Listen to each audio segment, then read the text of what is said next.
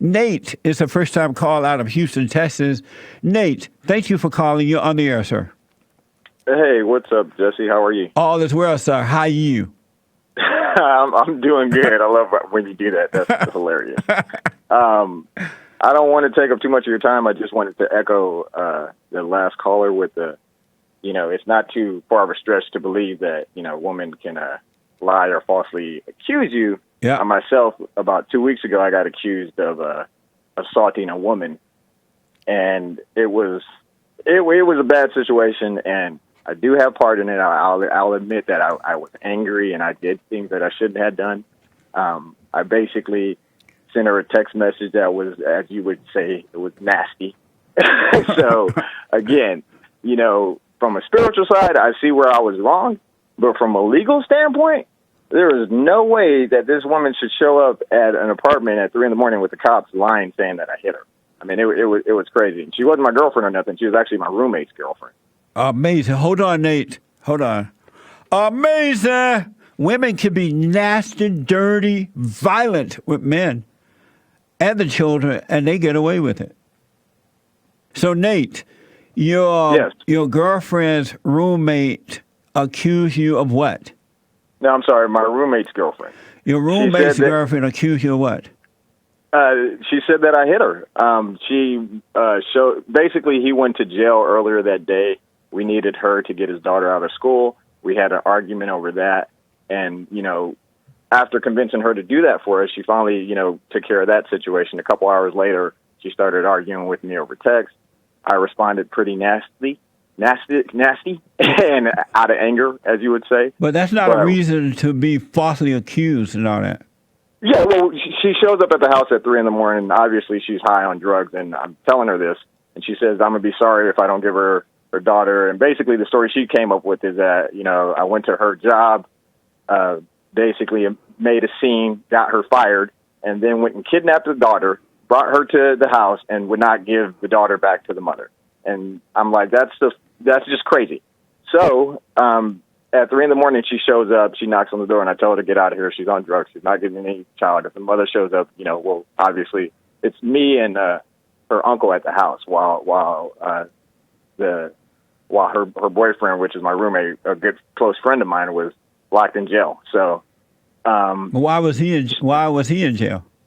That's a whole nother story. But why are you guys dealing with these types of women? What's wrong? Yeah, you know what? And that's an eye opener. He went to jail earlier that day. He got mad with the people at the apartment complex and went down there and cursed them out, and they put him in jail for that. So amazing. And the funny thing is, he's white, I'm black, and these are all white people. So I was like, well, it's kind of your fault, Jesse, because I'm like, white folks are cool now. Let me mess with them, and then this happens. I'm like, nah. But you're dealing with the bad ones, and they'll put you in jail.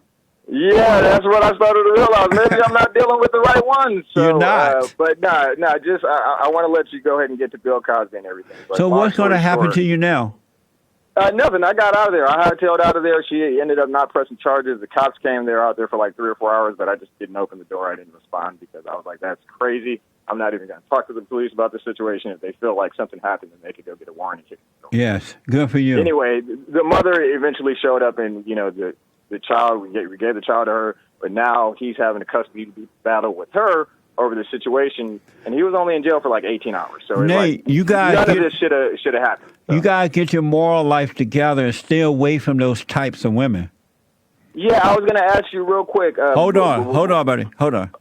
So, Nate, you had a question for me just before the break. Yeah, real quick, and I'll let you go. I was curious, is it possible that anger can come from your father?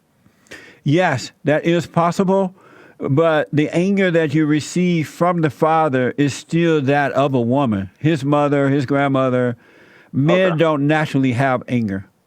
Okay, I thought that's probably where you would go with that. And I was just curious, if your parents are deceased, how would you go about forgiving them in order to give up that anger?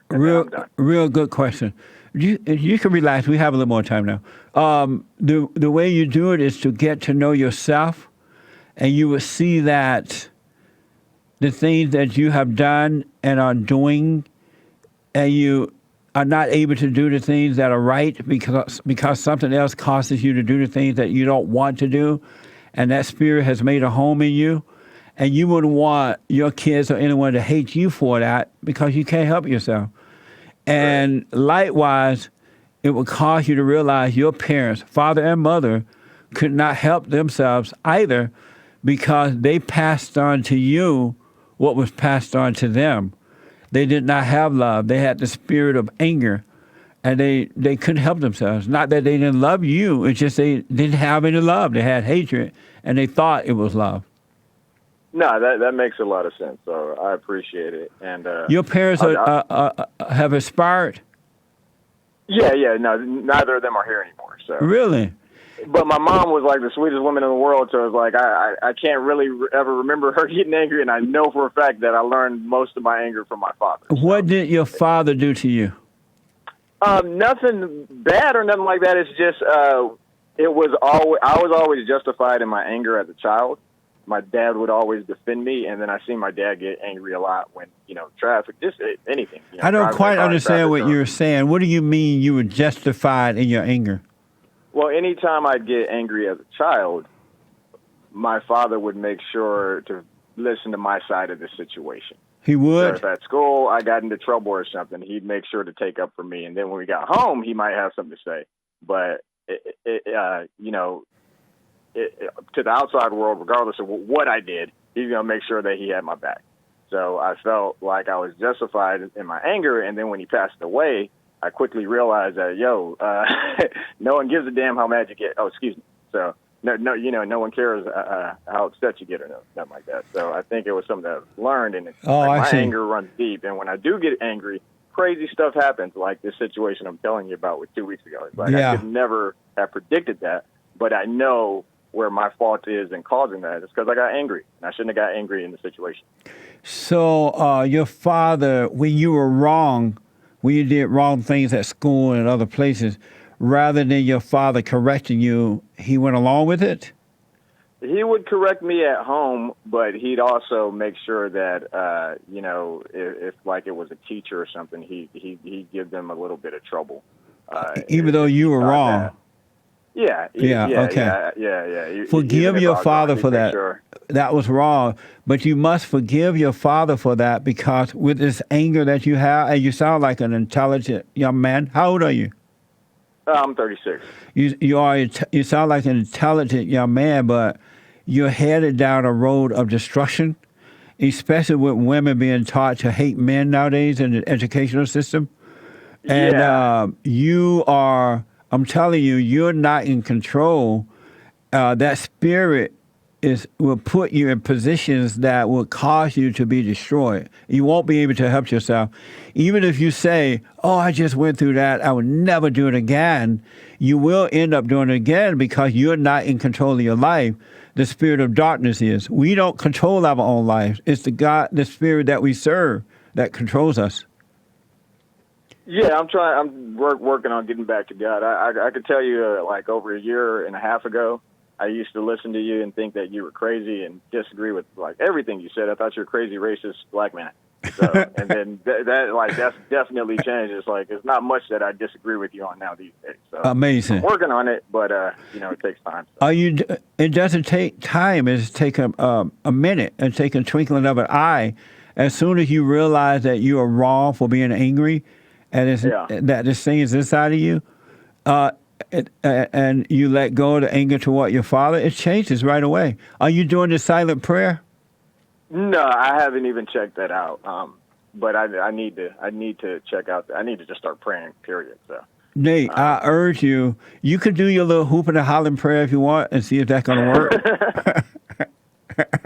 I don't do the hooping and hollering prayer, even though I grew up in a Baptist church. I don't do the hooping and hollering. But do the silent prayer. Go to silentprayer.video and start doing it, because all that stuff you just shared with us in the last hour, that stuff is going to only get worse if you don't wake up so you can see what's going on, and God, that light inside of you, control your life.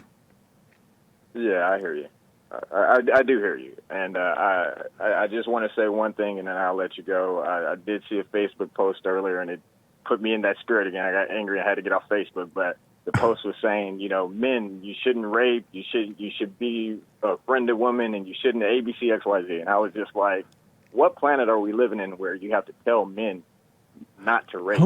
You said that you read a Facebook post that said that? Yeah, a Facebook post that said that, and I was like, was it on my Facebook?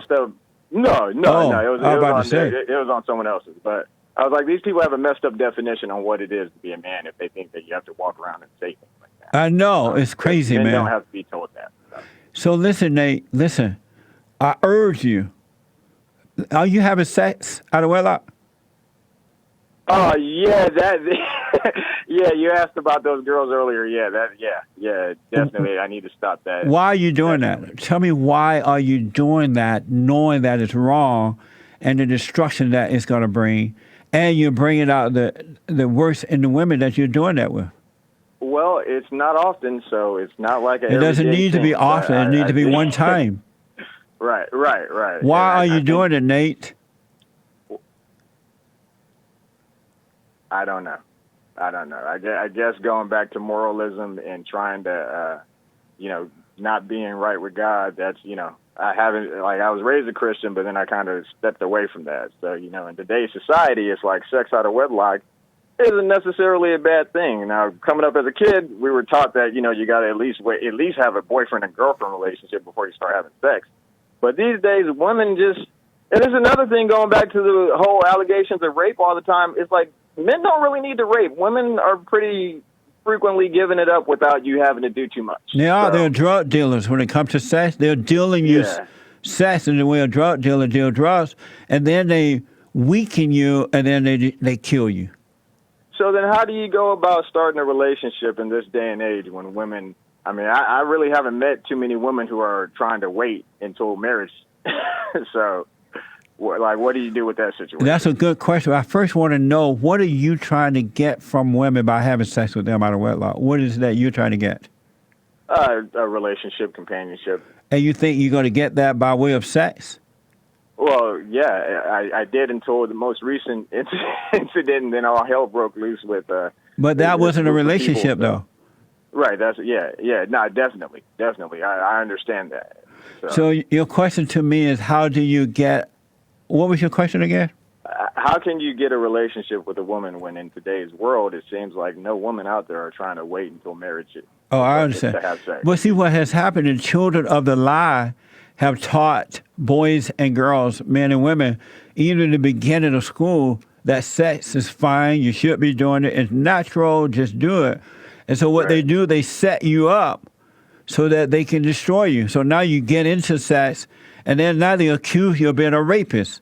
They say sex is fine, but when you do it, you become a rapist. Now you're in jail.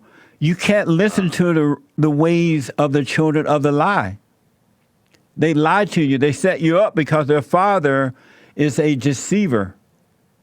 Yeah, no, that makes a lot of sense. So if you desire to have a marriage, to have meet a nice young lady, to get married, don't seek for that. Don't seek after that at all. You seek first the kingdom of God in the right way, and all things will be added. You're not supposed to be seeking a woman. You're not supposed to seek anything but what is right. And then he will give you your heart's desire. He will add the perfect wife, perfect woman unto you, and it will be a woman that will be with you until death do you part. But when you seek her first, you're going to find the wrong thing. Right. Yeah, no, you're right. I'm not even supposed to be seeking that companionship. No, you're right. Because if you're seeking that, it implies that you don't have perfect peace, and you're trying to find something else to replace the nature of God. Yeah, no, I'm pretty far from perfect peace, but Hold on, Nate. Hold on. Amazing. Here's what I recommend. If not, you just suffer and die. I recommend you do the silent prayer so that you can be guided through life. Life can unfold for you rather than putting all the wrong things before what is right. And I recommend that you, forgive your father. He was wrong based on what you told me, but he couldn't help himself. So that you can love your father, because if you don't love your earthly father, you would never love God. And so you can never be a son of his. And you got to stop hanging out with these women who are into sex and stuff like that. They're just drug dealers, Yeah. but sex dealers. And then you will have an amazing life. And the same thing applies to women. They got to stop hanging out with those kind of men. They got to stop having sex with men and so that life can work well for them. All right, I appreciate it, Jesse. I really do. And you keep up the good work, and hopefully I'll call in again sometime. Are you going to take the advice? No, I'm definitely taking the advice. I'm going to check out your silent prayer today. For sure. Silentprayer.video. But Nate, I'm telling you, buddy, if you don't take the advice and become a son of God, it's so much fun being a son of God. If you don't become that, you're headed down a road of total destruction. Yeah, no, I got to get rid of this anger somehow. Yeah. I'm working on it. And you can't it's get... always been a thing, even before me listening to you. It's been an issue that I've known I've had. Yeah, and you can't get rid of anger yourself. You just have to see that it's there and know that it's wrong. And because it's pride, it's the nature of Satan. So just know that it's wrong, and God will do the rest, do the prayer. You can't get rid of it. He would take the spirit away from you by you realizing that it's wrong for that spirit to be there. You're crazy smart, man.